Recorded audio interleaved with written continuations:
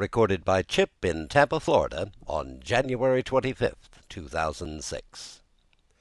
The Adventures of Pinocchio, by C. Collodi, translated by Carol della Chiesa. Chapter 10. The marionettes recognize their brother Pinocchio and greet him with loud cheers, but the director, Fire Eater, happens along, and poor Pinocchio almost loses his life. Quick as a flash, Pinocchio disappeared into the marionette theater, and then something happened which almost caused a riot. The curtain was up, and the performance had started. Harlequin and Pulcinella were reciting on the stage, and as usual they were threatening each other with sticks and blows. The theater was full of people enjoying the spectacle, and laughing till they cried at the antics of the two marionettes. The play continued for a few minutes, and suddenly, without any warning, Harlequin stopped talking. Turning toward the audience, he pointed to the rear of the orchestra, yelling wildly at the same time, "Look! Look! Am I asleep or awake? Do I really see Pinocchio there?" "Yes, yes, it is Pinocchio!" screamed Pulcinella. "It is!" shrieked Signora Rosaura, peeking from the side of the stage. "It is Pinocchio! It is Pinocchio!" yelled all the marionettes, pouring out of the wings. "It is Pinocchio! It is our brother Pinocchio! Hurrah for Pinocchio!" "Pinocchio, come up to me!" shouted Harlequin. "Come to the arms of your wooden brothers!" At such a loving invitation, Pinocchio, with one leap from the back of the orchestra, found himself in the front rows. With another leap, he was on the orchestra leader's head. With a third, he landed on the stage. It is impossible to describe the shrieks of joy, the warm embraces, the knocks, and the friendly greetings with which that strange company of dramatic actors and actresses received Pinocchio. It was a heart-rending spectacle, but the audience, seeing that the play had stopped, became angry and began to yell, "The play! The play! We want the play!" The yelling was of no use, for the marionettes, instead of going on with their act, made twice as much racket as before, and lifting up Pinocchio on their shoulders, carried him around the stage in triumph. At that very moment, the director came out of his room. He had such a fearful appearance that one look at him would fill you with horror. His beard was black as pitch, and so long that it reached from his chin down to his feet. His mouth was as wide as an oven, his teeth like yellow fangs, and his eyes two glowing red coals. In his huge hairy hands a long whip made of green snakes and black cats' tails twisted together swished through the air in a dangerous way. At the unexpected apparition no one even dared breathe. One could almost hear a fly go by. Those poor marionettes, one and all, trembled like leaves in a storm. "Why have you brought such excitement into my theater?" the huge fellow asked Pinocchio with the voice of an ogre suffering from a cold. "Believe me, your honor, the fault was not mine." "Enough! Be quiet. I'll take care of you later." As soon as the play was over, the director went to the kitchen, where a fine big lamb was slowly turning on the spit. More wood was needed to finish cooking it. He called Harlequin and Pulcinella and said to them, "Bring that marionette to me. He looks as if he were made of well-seasoned wood. He'd make a fine fire for this spit." Harlequin and Pulcinella hesitated a bit.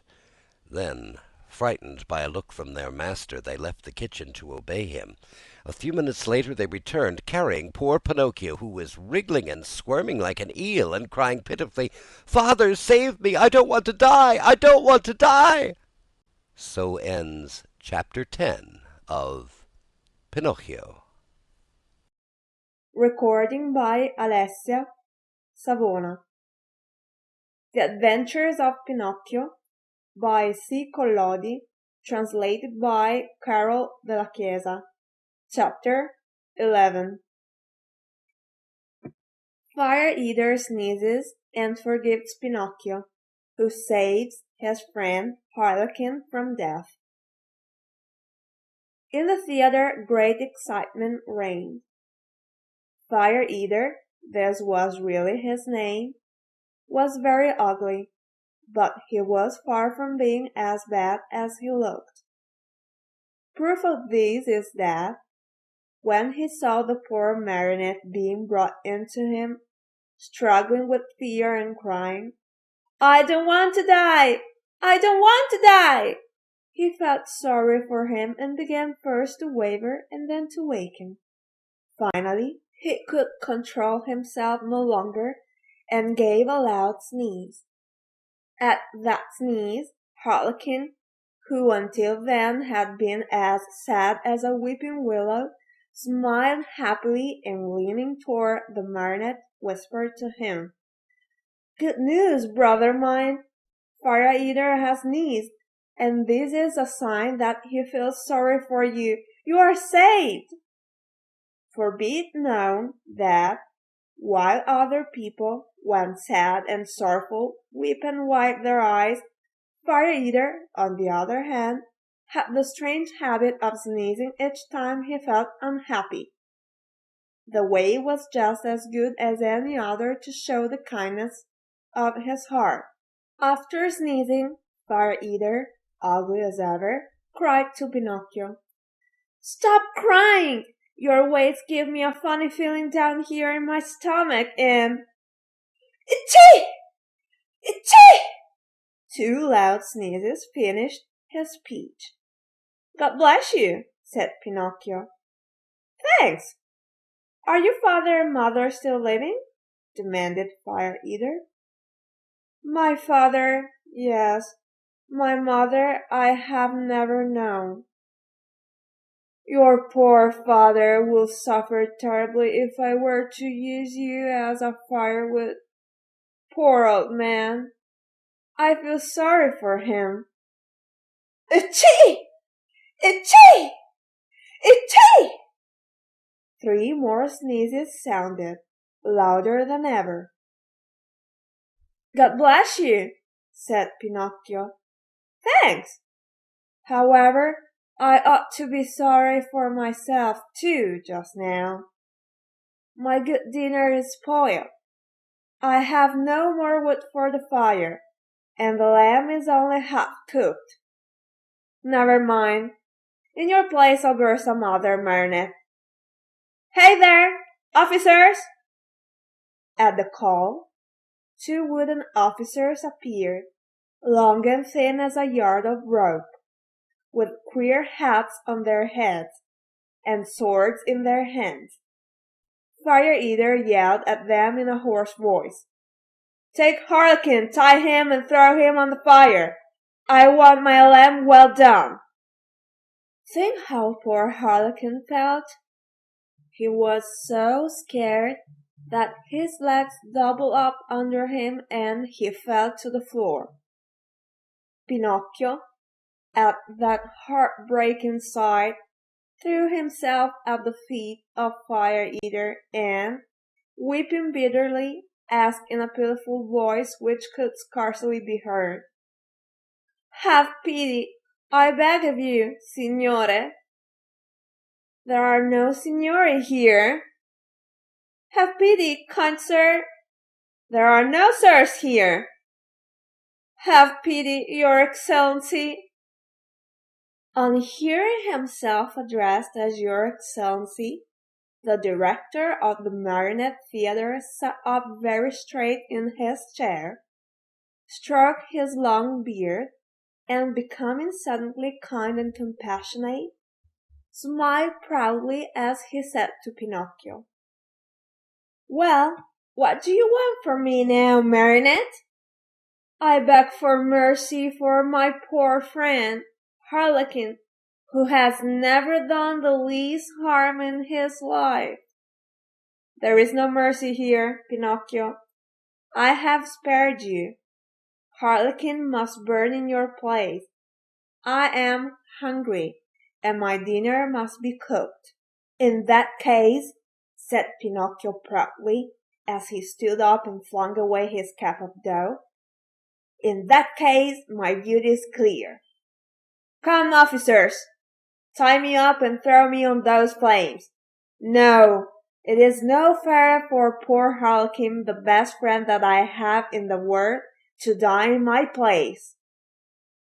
These brave words, said in a piercing voice, made all the other marionettes cry. Even the officers, who were made of wood, also cried like two babies. Fire Eater at first remained hard and cold as a piece of ice, but then, little by little, he softened and began to sneeze.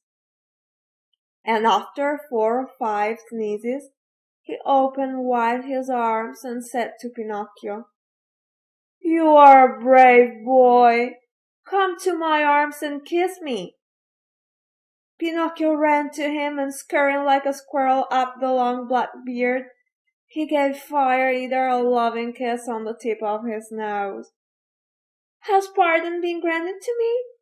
asked poor Harlequin with a voice that was hardly a breath. "Pardon is yours," answered Fire Eater, and sighing and wagging his head, he added, "Well, tonight I shall have to eat my lamb only half cooked. But beware the next time, marionettes." At the news that pardon had been given, the marionettes ran to the stage and, turning on all the lights, they danced and sang till dawn. End of chapter 11. Read by Justine Young. The Adventures of Pinocchio by C. Collodi, translated by Carol della Chiesa. Chapter 12. Fire Eater gives Pinocchio 5 gold pieces for his father, Geppetto, but the marionette meets a fox and a cat and follows them. The next day Fire Eater called Pinocchio aside and asked him, "What is your father's name?" "Geppetto." "And what is his trade?" "He's a woodcarver." "Does he earn much?" "He earns so much that he never has a penny in his pockets. Just think that in order to buy me an ABC book for school he had to sell the only coat he owned, a coat so full of darns and patches that it was a pity. Poor fellow, I feel sorry for him. Here, take these 5 gold pieces. Go, give them to him with my kindest regards." Pinocchio, as may easily be imagined, thanked him 1,000 times. He kissed each marionette in turn, even the officers, and, beside himself with joy, set out on his homeward journey.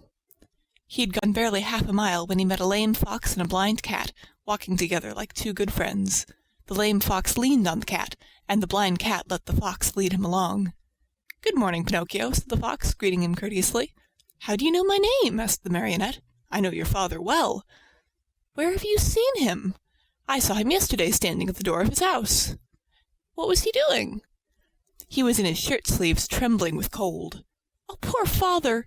But after today, God willing, he will suffer no longer." "Why?" "Because I have become a rich man." "You, a rich man?" said the fox, and he began to laugh out loud. The cat was laughing also, but tried to hide it by stroking his long whiskers. "There is nothing to laugh at!" cried Pinocchio angrily. "I am very sorry to make your mouth water, but these, as you know, are 5 new gold pieces." And he pulled out the gold pieces which Fire Eater had given him. At the cheerful tinkle of gold the fox unconsciously held out his paw that was supposed to be lame, and the cat opened wide his 2 eyes till they looked like live coals, but he closed them again so quickly that Pinocchio did not notice. "And may I ask," inquired the fox, "what you are going to do with all that money?" "First of all," answered the marionette, "I want to buy a fine new coat for my father, a coat of gold and silver with diamond buttons. After that I'll buy an ABC book for myself." "For yourself?" "For myself. I want to go to school and study hard." "Look at me," said the fox. "For the silly reason of wanting to study, I have lost a paw." "Look at me," said the cat. "For the same foolish reason I have lost the sight of both eyes." At that moment a blackbird, perched on the fence along the road, called out sharp and clear, "Pinocchio! Do not listen to bad advice. If you do, you'll be sorry." Poor little blackbird! If he'd only kept his words to himself! In the twinkling of an eyelid the cat leapt on him and ate him, feathers and all. After eating the bird he cleaned his whiskers, closed his eyes, and became blind once more. "Poor blackbird!" said Pinocchio to the cat. "Why did you kill him?" "I killed him to teach him a lesson. He talks too much. Next time he will keep his words to himself." By this time the 3 companions had walked a long distance. Suddenly the fox stopped in his tracks and, turning to the marionette, said to him, "Do you want to double your gold pieces?" "What do you mean?" Do you want 100, 1,000, 2,000 gold pieces for your miserable 5? Yes, but how? The way is very easy. Instead of returning home, come with us. And where will you take me? To the city of Simple Simons. Pinocchio thought a while, and then said firmly, No, I don't want to go. Home is near, and I'm going where father is waiting for me. How unhappy he must be that I have not yet returned! I have been a bad son, and the talking cricket was right when he said that a disobedient boy cannot be happy in this world. I have learned this at my own expense.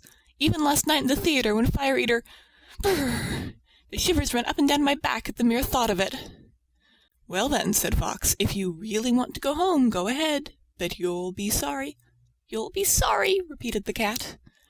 Think well, Pinocchio, you are turning your back on Dame Fortune. On Dame Fortune, repeated the cat. Tomorrow your 5 gold pieces will be 2,000. 2,000, repeated the cat. But how can they possibly become so many? Asked Pinocchio wonderingly. I'll explain, said the fox.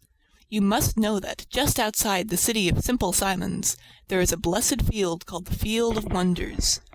In this field you dig a hole, and in the hole you bury a gold piece. After covering up the hole with earth, you water it well, sprinkle a bit of salt on it, and go to bed. During the night the gold piece sprouts, grows, blossoms, and next morning you find a beautiful tree that is loaded with gold pieces. So that if I were to bury my 5 gold pieces, cried Pinocchio with growing wonder, next morning I should find... How many? It is very simple to figure out, answered the fox. Why, you can figure it on your fingers. Granted that each piece gives you 500, multiply 500 by 5. Next morning you will find 2,500 new, sparkling gold pieces. Fine, fine, cried Pinocchio, dancing about with joy. And as soon as I have them, I shall keep 2,000 for myself, and the other 500 I'll give to you two. A gift for us? Cried the fox, pretending to be insulted. Why, of course not. Of course not, repeated the cat. We do not work for gain, answered the fox. We work only to enrich others. To enrich others, repeated the cat. What good people, thought Pinocchio to himself, and forgetting his father, the new coat, the ABC book, and all his good resolutions, he said to the fox and the cat, Let us go. I am with you. End of chapter 12.